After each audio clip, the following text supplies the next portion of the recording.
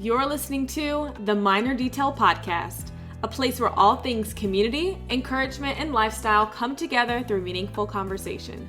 I'm your host, Khaila Ariel, and I'm so grateful that you chose to join me on this journey of authenticity to serve as a link that amplifies human connection in our everyday lives. Navigating life on a daily basis can be difficult, but I am confident that together we'll be our own answer to life's minor little details that come our way. Sit back and enjoy today's episode, purposely curated just for you.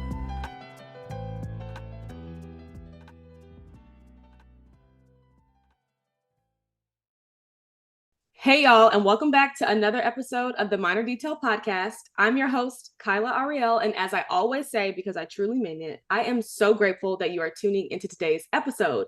I am also super excited for you just to tune into this conversation in general, okay?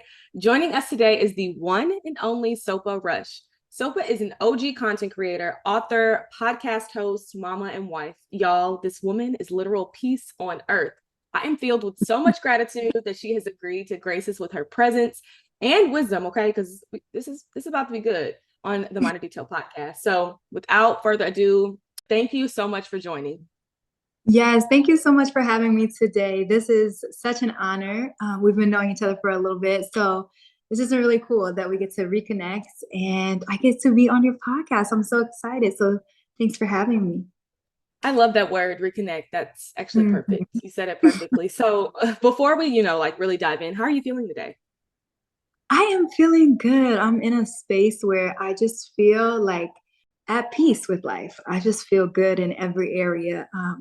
I feel like the last couple of years I have around this time, I feel like when the new year starts, we get into this rhythm and I feel like we have so much to change and we need to do this and set all these huge goals rather than having discipline and starting with small habits. And so this is the first year I haven't felt overwhelmed and so much like anxiousness going into the new year. So I feel really good.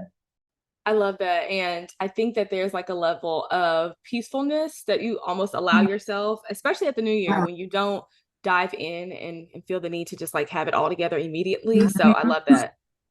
Yes. I love that. Well, I'm excited for you. I know that this year, just in general, will be big. I feel it. I feel that for like everything. There's definitely a shift in the air and the energy, but I want my audience to get to know you, especially those that don't necessarily know you, a little bit more. Could you tell us a little bit about who Sopha is and the intention of your platform? Yes. So I am a daughter and a auntie and a wife and a mom. I have a lot of names, a lot of labels. But I am Sopha Rush at the end of the day. I am a woman of God and an author, and I am just really trying to live a life that is honoring to God. And so every day I try my best. Now I'm not perfect. I ain't no saint, but I really try to live a life that is in alignment to what God has for me. So that's initially why I started my platform. I am a Chicago native, so I am a Midwesterner. I love the country, but I also love the city. And I love being a mom. I love being a wife. I have been married for almost 7 years now. So I married my college sweetheart. And Dallas became home to us about 6 years ago. So this is where we have planted our roots and created an amazing community. And now we're just growing our little family. That's so sweet. Also, I don't know if I realized that you were from Chicago or the Chicagoland area, because I am too. Hey, I don't think so. What side are you from? I'm from the South Side. I'm from the South Side. Ooh, okay. I'm from the North Side. Yeah. So I grew up close to like Lakeshore Drive. I don't know if you're familiar with that area, but yeah, I grew up in a small little Asian community on Argyle and Kenmore area. So like literally looks like a small little Chinatown. So that's where I grew up. But my grandma lives on the South Side. So I am very familiar with the South Side. Yeah, that's so crazy. We probably were there at the same time. My family and I moved. So I was born and raised because I moved at 15. So by that time you're raised. Like everything everything you need to know about life in general, Mhm. that's where you're learning it. But we moved to Texas or here like in the DFW area when I was 15. So I've been here kind of since then, in and out, but I love that. That's such a good connection. Yes, look at us. Well, for those of us like myself who have followed you for some time, we know Mhm. that you have always been very open just about your journey in general. Like you mentioned, your Mhm. husband, which 7 years, like that's crazy that y'all are also going in Oh, 7 years. Yeah, time yeah. flies. But even from celibacy to marriage to motherhood, like we've literally witnessed Mhm. you transition with such grace. But I've always like been curious where your desire to share such vulnerable phases of life came from because those are major things, and I think people assume that when you are a creator or influencer, whatever label you want to give it, you naturally are comfortable with sharing. And I, for Right. one, know that like that's definitely not the truth. So where would you say that desire came from just for you to start sharing? Well, I think what made it so much easy, well, at first it was hard, it's very uncomfortable to put yourself out there to allow thousands of eyes to be reading, your heart and just your vulnerability. And I think what really helps me was knowing that like it was going to help someone else. Like I didn't really grow up having mentors and women leading me. And so, and I struggled with that. I struggled with my identity. I struggled with my insecurities because I was like, I don't really know how to love myself. I don't really know what that looks like to become a wife and so for me, it was like, I didn't want anybody to feel alone the way that I felt alone walking through different seasons of my life. And so I was like, I want to be able to share everything as in a sense of like, when we were being celibate and like walking through that journey and sharing how hard it was, and then transitioning to motherhood and how hard that was, and even marriage. And like, because not everything is as picture perfect as social media makes it seem. And so like, I wanted to be able to like break that mold and show like that you can be vulnerable and share your brokenness in the midst of a beautiful picture, like because like even though marriage our marriage is healthy and beautiful, there's still things that are still broken that we are working through and healing in. And so I think a lot of people feel like when they are on social media, they're looking at such perfection that they start to compare themselves, and then they're like, well, my marriage must be failing or not as good as theirs. And so for me, I'm like, no, I want y'all to know that this is a lot of work, where we have come from and where we're going. Like it takes work, it takes discipline and commitment, and it is a lot that goes into it. And so that's why I was like, I want to share all of the things that God is doing in me and through the both of us. And so yeah. No, that's so good. And I think that such a strong foundation you've laid too. You know what I mean? Like Mhm. having that understanding, because it can be a little bit hard to navigate this space like as a creator and just in general like being on social media, navigating the space, staying true to who you are, right? And you mentioned that identity piece, kind of struggling with that. What did it look like for you to struggle with identity, or for anyone wondering what that is like? Maybe they haven't necessarily recognized that that's something that they're struggling with. What's that like? I mean, it's taken me years, okay? It wasn't like one day I just was like, wow, I'm struggling. Like I struggled with my identity. Like I literally was so blind to the fact that I was having, and I didn't know who I was, right? I think when I became a mom, it made me more aware of who I was as an individual. But um yeah, I think, as a woman, we have always been, or at least for me, I can't speak on all women, but I've always felt like I've been in survival mode. And so like whenever I had to deal with things when it came to my identity that like I didn't understand or question, I kind of suppressed it, right? I suppressed it so that I can continue to keep moving forward because it was like I can't go back, and I wasn't able to process through different things that I was going through. And so it wasn't until basically I had kids and they kind of forced that out of me because it was like you with kids, it's like they make you so much better because they're testing your patience, they're testing you, teaching you about unconditional love. Like there's just so many things that motherhood has taught me. But yeah, like with my identity, understanding the like who I am as a woman, I don't know. I just felt like I've always had like a picture of what a woman should be like. And so I was always trying to model what other women were like rather than like who God has created me to be. And so I would say like in the last like 3 years, no, let me just say 2 years is whenever I really have been able to like sit down with God and be like, God, who am I? Like who do you want me to be? Not who everyone else is wanting me to be, not who, social media is telling me I should be like who are you calling me to be? And so I think when I've had that really like hard conversation with God is whenever I started to like shift and really kind of walk into the purpose that God has given me wholeheartedly. Because I feel like I've always done that, but like now I'm doing it in a way that like this is who I am and this is who I want to create myself to be. So I don't know if that makes any sense.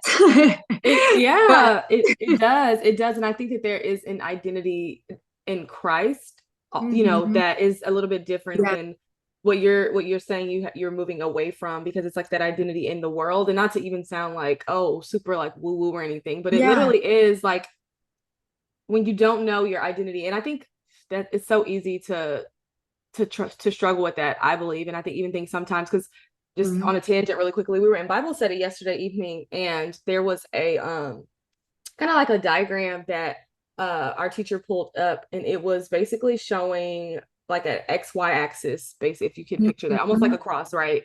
Of yeah, identity in Christ, and having empathy in like the different quadrants. And so it mhm, showed how like maybe you have weaker identity in Christ, but you have like 100% empathy, like you're good to go there, but there's still this mhm, feeling of anxiousness. There's this feeling yeah, of like, I don't know, I'm still struggling with something. There's something there. And I was like, that's just such a great depiction of like you're morally right, you're morally good, or you're empathetic, mhm, you feel all yeah, those feelings, but you don't necessarily know who you are in Christ. And mhm, so it kind of leaves you feeling a little like uneasy. And I could identify with that, because I think yeah, sometimes it's easy to just like forget who you are, right? It's easy to just uh, kind of be going with the flow, or you're having a difficult time and like the world feels like it's against you. Essentially, it's like you forget like, oh, I'm stronger than this in this moment. So when you said identity, it really just stood out because I had never thought of it that way. And then hearing you talk about it, I'm like, yeah, this is a major thing, especially in this society, which is like so much influence and so much to consume. so there's so many people that are struggling right now with their purpose or like they're feeling so frustrated and feeling so alone because they have compromised who they are because they're trying to fit a mold of what society is telling them they should be like. I feel like it's so easy because everybody's wanting to do the same thing, look the same way, or like, they're trying to look like they have their life all together, but in reality, they're broken on the inside. They're really sad. They're feeling like why aren't I'm in a place where I want to be? Like, why can't I reach my own goals? It's because you're so focused on trying to be someone that you're not. And I think that was the biggest thing that I had to learn too, being in this industry and being a content creator, is that like the road that God has paved out for me is set just for me. Like, and if I was to steer and be on a different path and be on a different road, which I've drifted and I've been on a different path that was not my own path because I was trying to be like the world or like try to fit the mold of like, oh, this is what all content creators are doing. Like they're doing fashion and beauty, da, da, da. But I'm like, that's not me. And so I've tried that path and I'm like, I didn't feel comfortable. I didn't feel like I fit in and belong there. And like, I don't feel like God would put me in a place where I didn't feel like I fit in and didn't belong. And so when I started to focus back on my own path, that's when like God literally gave me so much clarity and vision. And like, I've never been this happy, like, or even happier than this whenever it came to my calling, because I'm so focused on where I'm heading and not where everyone else wants me to be headed or where everyone else is heading. So yeah, I'm like, yeah. So identity is so, so, so, so, so important.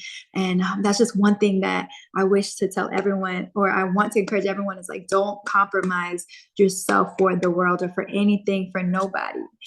Because you only get one you. You only get one life. Yeah, You only get one you. And you got to love yourself. You have to love yourself and know your worth and know your value.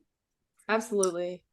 That's so good. And I think and it's crazy that you kind of segued into what I wanted to talk to you about next, which is like feeling inclined to do what everyone else is doing, feeling Hmm. inclined to, to hop into the trend, or even like it's easy to only show the good parts in general, like how we Yeah. talked about when we opened up, is like you've been Hmm. very vulnerable with your audience, very like it's more than just the highlight reel showing, the honest parts, the hard parts. Are there ever times where you have to combat against like the status quo and just intentionally create a bit differently than your peers? Yeah, I mean, I feel like I'm very different.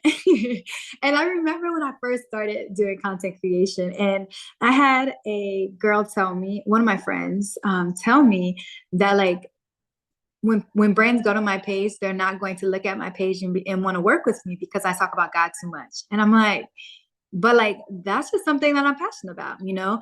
And I'm so glad that I did not listen to her, because I've gotten to work with so many amazing brands and still talk about God and still be able to share my passion of like wanting to lead people to Christ. And so yeah, I feel like I've always kind of been set apart and a little different.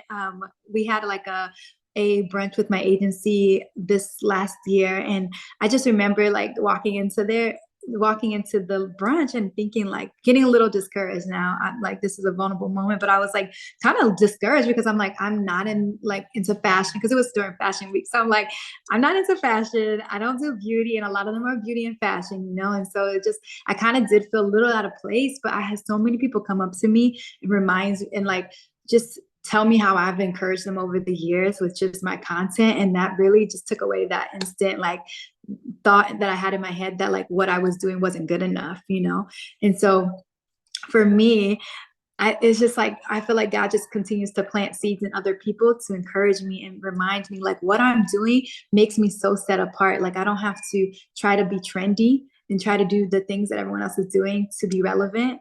And like I don't have to force anything, you know, like what I create is my life. Like I'm creating things that I do every single day. I'm doing cooking videos, I'm hanging out with my kids, I'm going on dates with my husband. Like that is content, but it's like my everyday life. And so um yeah, I don't know, I just feel like I've always kind of stuck into being a little different than everybody. Yeah, but you're right, and I think that one thing that stood out when you were talking is that you never know who's watching.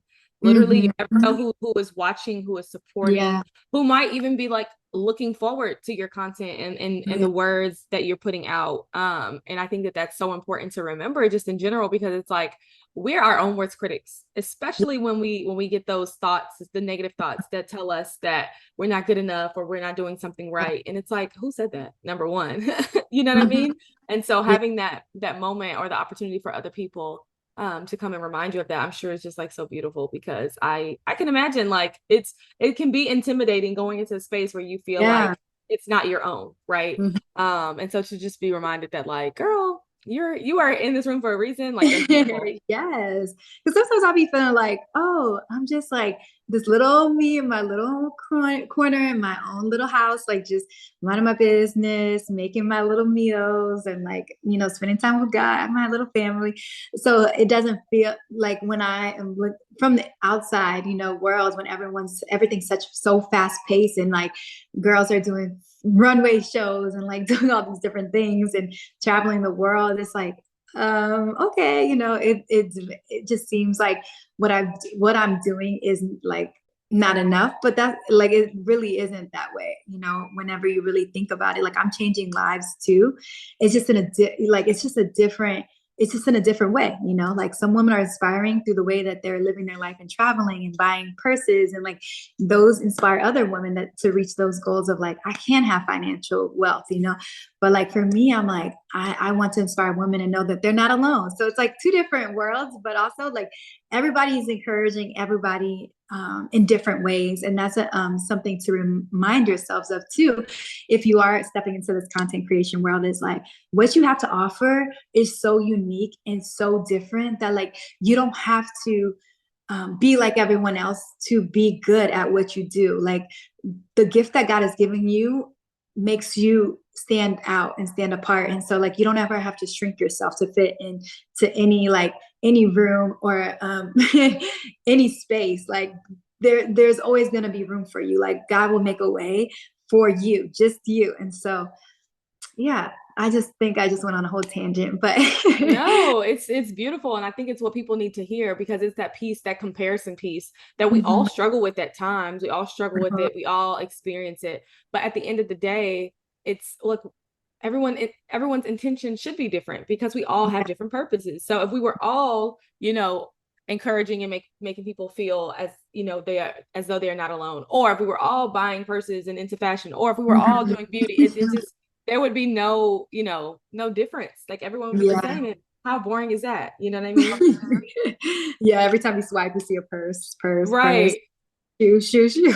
Yeah. Yeah, exactly. Exactly. And I think something else that you mentioned, just about like, your life being content, that's Mhm. ultimate goal. That's ultimate goals. Like I said that to someone yesterday. I was like, our lives are content. Like everything we're doing on a daily Yeah. basis, like that is what should be inspiring us to show up Mhm. as ourselves. Because at the end of the day, you can have, and nothing against highly produced content either, because I think that that's dope and beautiful. If that's your lane, like more power to you. But for those who kind of struggle with where to start, I'm always sharing that like you're interesting enough, like you're good Yeah. enough. What look Yes. at your calendar and see what you have Mhm. planned and start there. Like it doesn't have to be some extreme trip to the Bahamas or like to the, you know what I mean? Like on Yeah. vacation, or it doesn't have to be a job promotion at work or like Mhm. something major happening or you just bought a home. Like start with where you are because that's literally what you should be sharing. That's literally what obviously someone And needs to see. that and a win is a win. Like regardless if it's big or small, like you are improving your life. You are improving and doing better for yourself. You're becoming the woman that you want to become. So you need to celebrate. So I think with social media, it makes it so hard because it's like every time you turn around, someone's celebrating buying a car, buying a house, buying this, like major moves.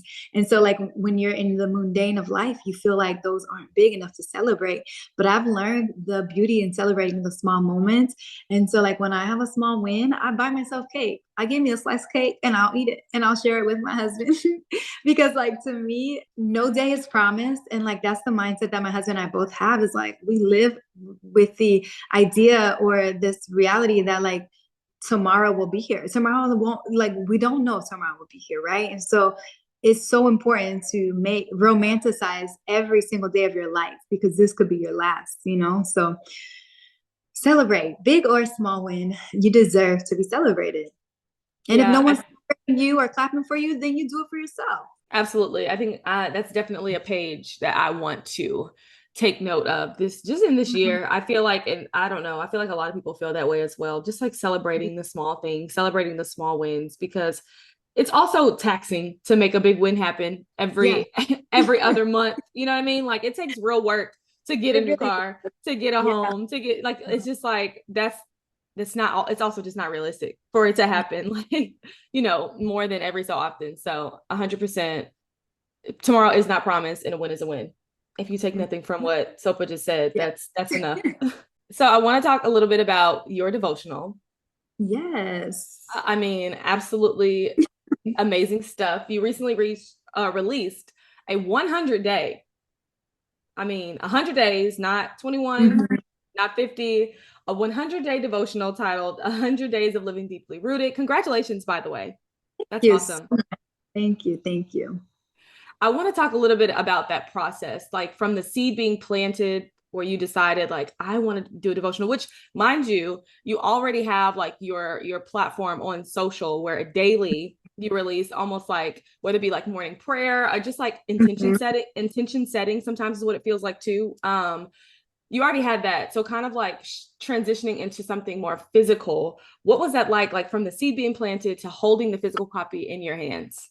It was beautiful. Now, I got asked from the publishing company during, I think it was in the midst of COVID whenever we started, working on this devotional. So 2020 actually, when they pitched the idea to me, like, hey, would you be interested in doing this devotional? I was like, of course. And so it took us a long time to do it and a long time for me to write it. But I just knew that this was something that I always wanted to do. I always wanted to have something physical for someone to walk through and help them with their relationship with God, because it's hard in these streets.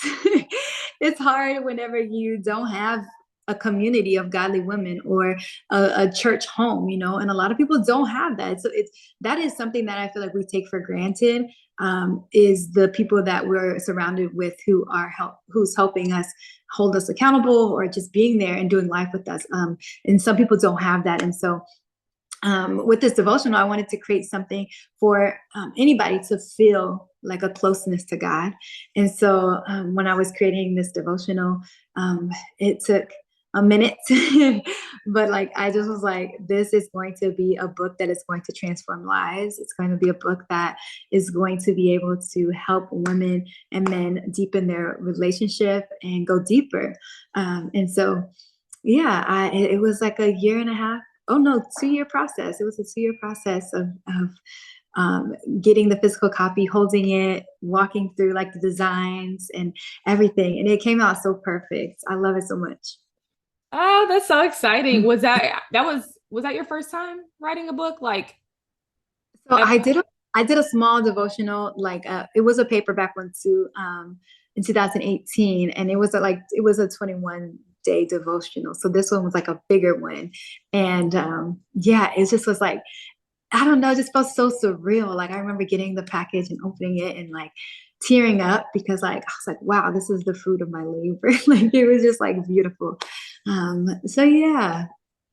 No, I can only imagine. And just like the days when it's really hard, like you're in the trenches and Mhm. you're writing or supposed to be writing, I'm sure, and it's like, I don't even know where to start on this page, or like, I don't even know where to go next. Yes. Well, for me, I ended up writing this devotional whenever I was going through a really dark season, anyways. So I ended up in the hospital. I got really, really sick last year. Um, and it really made me do like a 180 in my life. Like it transformed my whole life. But I got really, really sick and I was on like in the hospital. The like literally 2 weeks before that, I told God, like, I have writer's block. I don't know what to talk about in this devotional. Like normally it comes so easily and flows through me, but like I was like, I have nothing to write about. I kid you not. 2 weeks later, I was in the hospital bed. I was literally in there like by myself because my husband had to take care of my kids. And so I just was like in the hospital for like 5 days where I just sat there in silence. And so I just let God speak to me.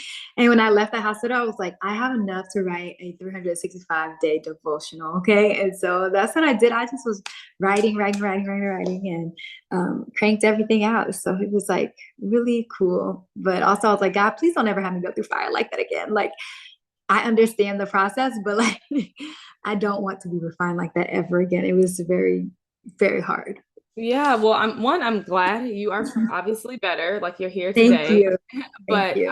it's yes, please let's never go back there. You've talked a little bit about having like um support system, or like having women around you, and what that looks like. And I don't want to say use the term tribe, but like having a strong Yeah. support system. As an adult, I think that that's something that many women struggle with, especially like, beyond just like school or childhood friends. Like you get to that point where you have a desire to make new friends or grow community. And it can be hard sometimes, like I said, especially as an adult. What has that experience been like for you? Because I also noticed that that's something you share a lot. It's just like having Mhm. strong community and just having a strong support system. I feel like it was a video that went I saw it on multiple like platforms, a video that went viral of you and I think your best friend. She was pregnant, Mhm. and you're like help lift her belly up. Yeah. I'm sure like deep into her pregnancy, I've never had children, so I don't know how that feels, but it looks pretty tough. And it just was so beautiful to see like physical, literal support in that time that only like if you've gone through that experience, only you can understand. And it's just like it's so beautiful to witness, it's so beautiful to experience. But what would you say to those who might be having a hard time with building community? Yeah, well, it hasn't always been easy for me, honestly. Like I've made some mistakes along the way. I've hurt people, and people have hurt me too. So I've had some friendship breakups, and it hasn't been easy, but um, I feel like God has given me the ability to heal and grieve those friendships, and be able to really cherish the people that I am surrounded with. I think it was very eye opening to me to be like, yo, you already have a dope community that you need to cherish and be more intentional with, because with social media, like, it's really hard because you don't really know who really wants to be your friend, or like the motives behind it, right? And so um, that's always hard for me. But I think for anybody who wants to build a good community, I would say, like, start with yourself. Start with learning how to be a good friend to yourself, and like knowing how to love yourself and date yourself, and be gentle with yourself, and understand like your triggers and your traumas, and even your own insecurities, right? You don't want to get in a friendship where you're like deep in the friendship, and then insecurities are like popping out, and it ruins the friendship. So that's one thing that I would say is, like, really get to the, like, go deeper in learning and knowing yourself, and becoming your own friend, so that you can learn how to be a good friend yourself to another person. So that would be like my biggest advice. But besides that, I would say, like, if you are a believer, finding a church community, like joining a connect group, or even like Facebook has so many different resources. There's a club for everything. When I tell you everything, everything. So like, I'm a part of like Black Girls Who Love to Read. They have like Black Girls Who Read. I was a part of a breastfeeding one. Like, there's just literally a gardening one, of Black Girls Who Garden. Like, I'm just a part of a lot of different communities, because like, that's where you feel seen, that's where you learn, that's where you connect with women. And I think that's a great tool for you guys to be able to, like, feel a part of something, because I feel like everybody wants to feel a part of something. Sometimes we end up being a part of things that we're not meant to be a part of, because we're trying to fill a void and trying to find that satisfaction in being loved. But you don't have to force yourself to be in a room that isn't meant for you.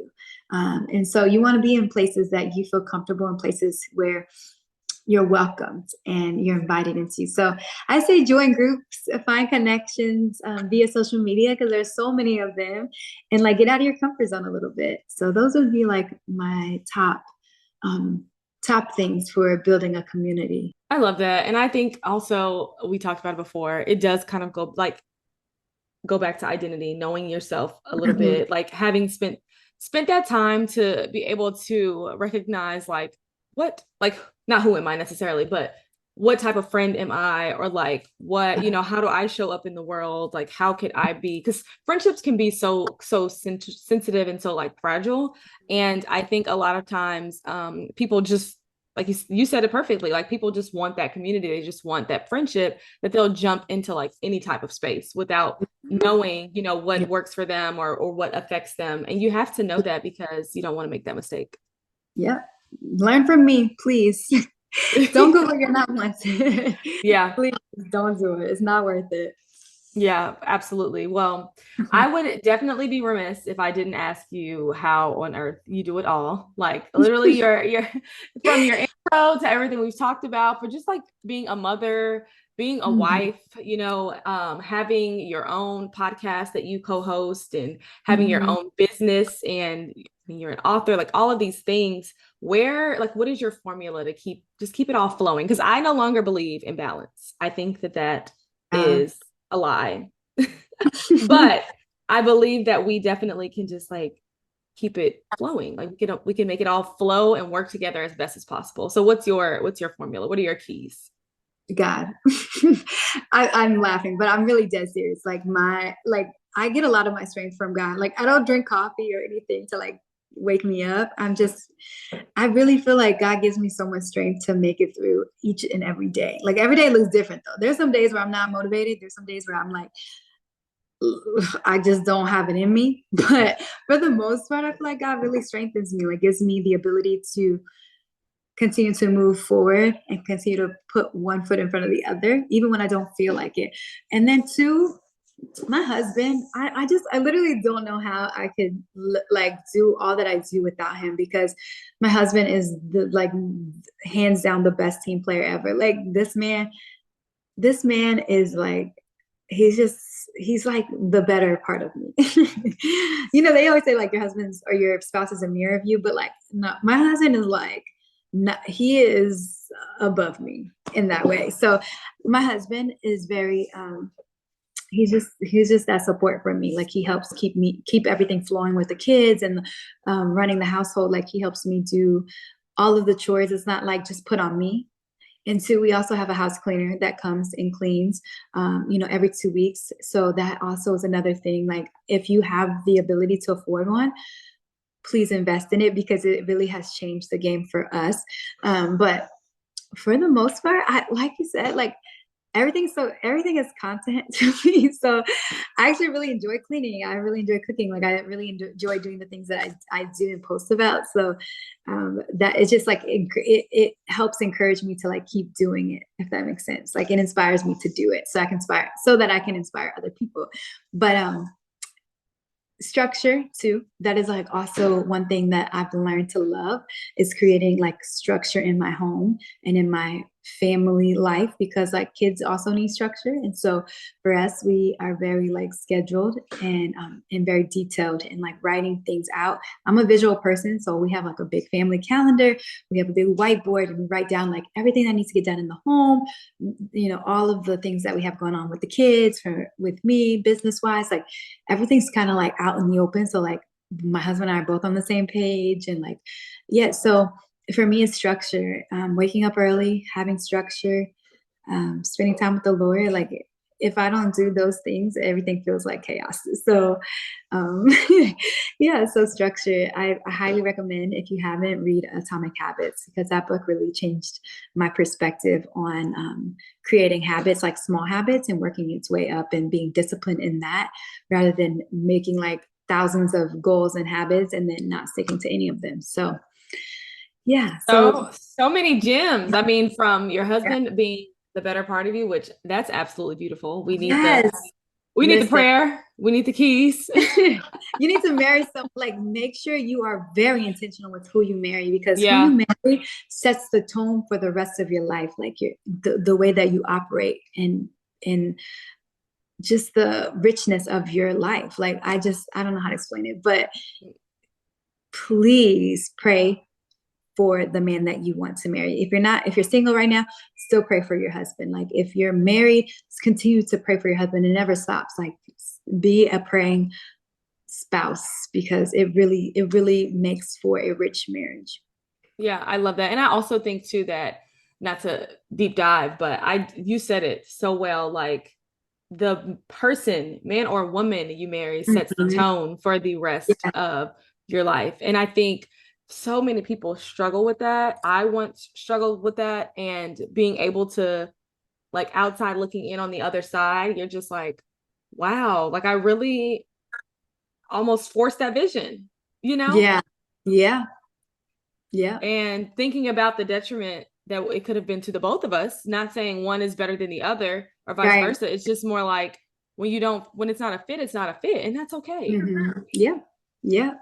I don't Agreed. know. That's scary. That's an actual fear of mine. Not anymore. I'm good. But that was an actual fear of mine at one point in my Yeah. life, is like imagining what it would be like to marry the wrong person, or to like to spend my life, because that's what you assume, and then maybe Mhm. not. Like maybe that doesn't even happen, you know? So I don't know. You said it so well. But outside of the prayer and the marriage, I think structure is a big one for me Mhm. as well. I think that, and I love how you mentioned adding your kids into that structure as well.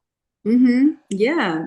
People are like, oh, they're just kids. No, kids are going to be adults one day. They need structure. They need to know how to operate in a way that is peaceful. So many people are living in chaos. And for me, like I set the tone in our home that like this is gonna be a place of peace. And so for us to be at peace, like my kids have a chore chart already. They're 2 and 4 and they're already doing their own chores. They're making their beds, they're, brushing their teeth, they're setting the table, like they're doing the things that we want them to do as they become teenagers. That we're not gonna just start them when they're teenagers and expect them to like want to make their beds. Like you start them young and then they create structure. And then when they become adults, they'll know how to make their bed and not be no 30-year-old man not knowing how to make a bed, No, So absolutely. They're so cute, by the way. I just wish we could put like a picture of the both of them up. They're literal angels on earth as well. Mhm. And I think well, that's beautiful, number one, because I think people look at structure and like kind of like turn their nose up or like it's a negative thing. But at Oh, the I end of used the day, to do all the time. Like, I'm so carefree. I want to be this free spirited person. But I'm like, I was operating so much out of like emptiness and like chaos and overwhelmed. I was so overwhelmed. So I was like, I got so much to think about. There's so much to do. I don't have enough time in the day. And then I would like literally go to bed overwhelmed and then wake up overwhelmed. Like, it was just a cycle of just never ending, like feeling anxious. Now I wake up, I'm like, okay, I got my list ready. I'm ready to go. I'm knocking out goals. Like, everything just flows. The kids, they know their structures. They wake up, they do what they need to do every morning. There's a routine. So it's just like it flows. Like everybody's happy. There's no like rushing around, like, oh, we're gonna be late for school. Like nothing. It's just very peaceful. So yeah. it's And needed. yeah, it is. And I love how you mentioned the word chaos. Do you feel like you have, I love that you mentioned chaos. No, I'm just kidding. Do you feel like you have, like, you as like your individual self, like outside of husband and kids, like, do you have a specific routine that you like to stick to? Because I am one of those people where it's like, Mhm. me waking up this morning at 8 a.m., knowing that like I was supposed to be up 2 hours earlier, like that type of thing can definitely throw me off. But I just gotta pray and be like, listen, God, Mhm. my intentions were Yeah. not to miss out on like prayer time and like quiet Mhm. time. Obviously, I just needed more rest. Like that was a situation where genuinely my body did not wake up. Like alarms went off and everything. And so I It'd be tried like, to like, yeah, give myself grace in those moments and understanding like, listen, you did nothing wrong, which is a whole nother conversation because that's just like, you don't want that relationship with God either, where it's just like, oh, yeah. bad Mhm. girl. But what do you feel like your routine is, like what you have to start your day with, or like how you set your intentions to make sure that it's not like a chaos filled day? Yeah, I mean, same goes for me. I have structure. So my routine kind of is like I work out 3 times a week. And I've been doing that since August. I'm very proud of myself. This is the longest I've ever worked out and like very consistently. Normally I'm like 2 months strong and then I'll take a 2 months, 3 months break. And then I'm like, okay, I'm back at it. But this is the most I've ever been really consistent because like when you create habits, they become a lifestyle. So it's become my lifestyle. But yeah, working out in the morning is my morning routine. And then I come home and my husband and I get right into like making sure that the kids are getting dressed for school. Like, so we focus on the kids. We split days for whenever we drop the kids off. So like I have Tuesdays and Thursdays. My husband has Monday, Wednesday, Friday. So we both take turns and then I come home and then I get myself ready. We both like do our devotional together, sit at the table. We're doing different things, but we're doing that. And then the rest is like either I have to do work stuff. So I'm either shooting content or I am taking care of this house and cleaning. Like it's just every day looks different for me, but like there's always structure that keeps Yeah. us like forward. And so but this week has been different because I was put on my cycle. So I've been really like not wanting to do nothing, sitting on the couch all day watching movies. So it just depends. It depends. Yeah. I also am really good at listening to my body and knowing like, okay, Sopa, you need to rest. You need to sit down and it's okay. Like you don't have to feel guilty for not doing anything because I am a doer. So Yeah. I had to learn how to like, okay, it's okay to rest. It's okay to breathe. It's okay to like, do things that you enjoy and have the leisure in doing that. Like you don't always have to be working. So Yeah. And I mean, that's a good balance too, right? Because if we force ourselves to always have something going on, like you'll end up like it's gonna catch up to you, basically, yeah. is what I'm saying. And you'll crash and be in that space where, I mean, that feels chaotic too, because you're like, oh, Yeah. I'm trying to be overly productive and always have Mhm. something going on and going for Yeah. myself. Whereas it's like, no, you can listen to your body and rest sometimes. I love that. Yeah. You're like, I love sitting on the couch and doing nothing. I do, I really do, but I do be feeling guilty sometimes. But it's a mindset thing I have to shift too. It's like it's okay, where I can just sit and watch a TV show. I don't really watch a lot of TV, so Yeah. when I do, I'd be like, okay, I'm a binger. So like, if I'm gonna watch something, I'm gonna sit and watch it for like 24 hours. So that's why I try not to watch too Yeah. much TV because like I get once I'm in, like I'm zoned in and I'm sucked in, and nothing around me like I'm not aware of anything around me. Like the kids be home from school, I'm just like still glued to this anyway. So I don't have the balance when it comes to like getting lost in a TV show because it becomes like a reality for me. So I'm like, yeah. So if I have hours of sitting, I will do it. But if I Yeah. don't, I gotta get back to like doing what I need to get done. That's fair. That's fair. Well, listen, before we begin to close, I did want to ask you, from your lips, if there was one thing that you wanted to tell listeners or that you could tell listeners about what it means to live deeply rooted, what would it be? Or what would you tell them? Yeah. I would tell anyone listening to this to not feel ashamed when it comes to your relationship with God, because a lot of times we get in this space where we feel like, if we aren't spending time with God, like, well, if we don't have a set like devotional time in the mornings, we're like, okay, well, God is ashamed of me, or I'm not as close to God, and then therefore you drift away even farther because you're like, well, if I'm not close to God, then there's no point of me even spending time getting to know him even more. And so just not to put that pressure on you to feel ashamed when you are going through a season where you don't have as much time. I know like whenever I was postpartum with both of my boys, my mornings looked so different. I had little kids to take care of, and it was hard for me to have my devotional time in the morning where it was like just me and God just chilling. And so it can be easy to beat yourself up, when you get to that point. And then you're like, no, I'm good. Like I'll get to God when I can. And you put God on the back burner. And so for anyone who has been there and who is there right now, just know that like God is waiting for you to come back to him. Like he has an open arm, like his arms are open wide for you. Like there's an invitation where he just wants you to come home to him. And no matter where you are in life, no matter if you're you're the most successful person in the world, or you're just like scared and lonely and don't know where to go next, and so wherever you are, like God will meet you where you're at. And so that's literally what I love so much about him. It's like he'll meet you where you're at. And if you're wanting to go deeper and to live a life that is deepened with God, spend time getting to know him. That is my biggest thing. It's like there's always time to be made, and I think a lot of times we're like, we don't have time, but we do. When you start watching Netflix, you start to watch multiple episodes. But like you can spend 30 minutes getting to know God, and it looks different for everyone. Like spending time with God isn't just having an hour of devotional time with him. Spending time with God is worship. You can worship God washing the dishes. You can worship God when you're in the car on your way to work, in your cubicle. You can worship God when you're washing your car, whatever that may be. Like worship, like spending time with God is not just boxed into being in his word. Like because God is omnipresent, he's everywhere.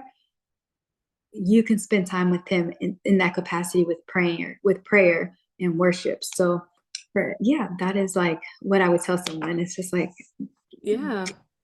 God's presence is everywhere. And so you not spending time with him and getting to know him, to be honest, there's no excuse. Yeah.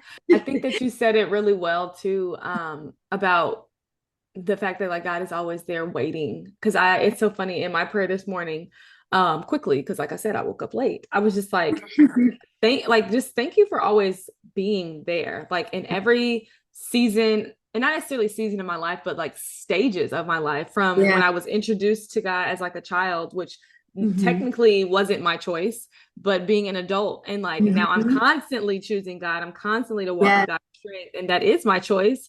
Mhm. And seeing or like witnessing the different stages of that I've been in my life where I haven't always been 100% like mindful of the fact that like this is a choice, but it's so crazy because you never left. And that's just Yeah. so beautiful to Yep. me. It's, like I can look at 6-year-old Khaila and see where, I was first kind of introduced to God, and I was born and raised in Catholic school. So like that was like an introduction, but it was also kind of like forced. And then to now being like late 20s, I'm like, oh, I can't do this thing without you. So Yes, I love that. so I love that you said that because I think that that is so true, whether people realize it or not, like whether you're aware of it or not, like God is literally always there. And it's just the most beautiful life-changing transformative experience that I think I've ever had, which is also why I had to get you on this podcast, because like Yes. it's just literal alignment, and I'm so grateful, and this conversation has been so enriching. But before we go, I have to make sure they know where to find you. I think Yes. everyone needs to follow, support, lean into like what you're just blessing us with daily, whether it be like your own personal platform or living deeply rooted. I think that that's another and just another amazing space to wake up to on a daily Yes. basis. So where Thank can we you. find you? Yes, so you can find me on basically any platform. I'm on Facebook, Instagram, TikTok. I'm getting into TikTok, y'all. It's kind of new to me, but it's just Sopha Rush. It's my first and last name. And then I do have the Live Deeply Rooted page as well on not TikTok, on Twitter and on Instagram and Facebook. So I'm a little bit of everywhere. So yeah, that's where you can find me. It's, Live Deeply Rooted and Sopha Rush. Well, listen, thank you so much for joining. This has been absolutely amazing. I appreciate you. We're gonna have to like, I don't know, do something offline, coffee or Yeah. something, because like it's such a quenching feeling. I don't know how to explain it, but I'm sure the listeners loved it, will love it. Continue to, tune in to the podcast. Until next episode, we'll see you later. Bye. Yes, bye. Thank you.